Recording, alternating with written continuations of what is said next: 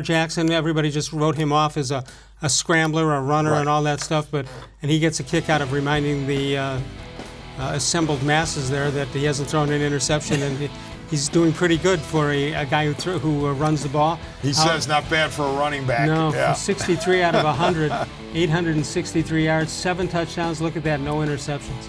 I mean, he's terrific. And I think the Ravens were annoyed beyond measure in the offseason that the Browns were getting all the hype and people were thinking that the Steelers had won the AFC North. Right. You forget it was by the way, Baltimore. the Ravens were the team that won it, and they weren't getting any hype.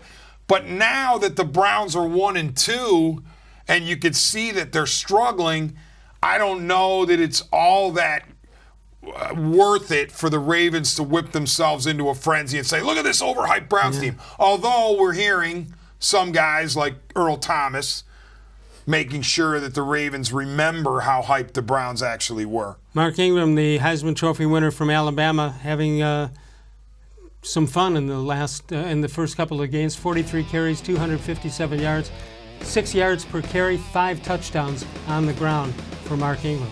Yeah, while the Browns were making a huge splash, adding the likes of, Odell-Beckham-Jr. and Olivier Vernon, the Ravens weren't standing pat. They weren't doing nothing. They were adding the likes of Mark Ingram. They were, who's the other one that jumps off the page and I'm forgetting, but they did some good things. They sure did. To their roster. Strengths and weaknesses of the defense. Let's take a look at that for the Baltimore Ravens. Yards per game, they're giving up 250. That ranks tied for 16th. The passing yardage 27th. So statistically, they're not that great at this point. 7 sacks and 3 turnovers. That ranks 16th and 13th, 16th and 17th in the league statistically. So there you have it. I think the key for the Browns is going to be getting the Ravens' offense off the field. I do think you can move the ball on Baltimore's D. It's more reputation than it is Ray Lewis isn't dominance. there anymore.